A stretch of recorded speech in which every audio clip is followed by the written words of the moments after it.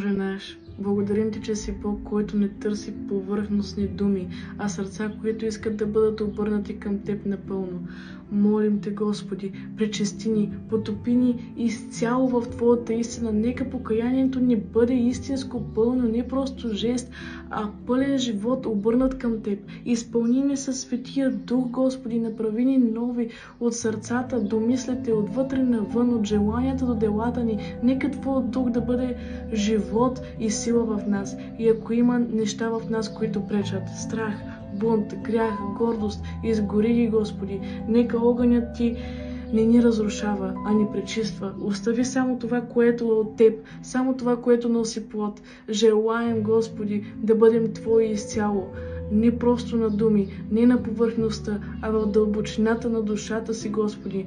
И ние вярваме, че Ти си верен. И ако си обещал да кръщаваш с духа и огън, Ти ще го направиш. Затова Те търсим сега.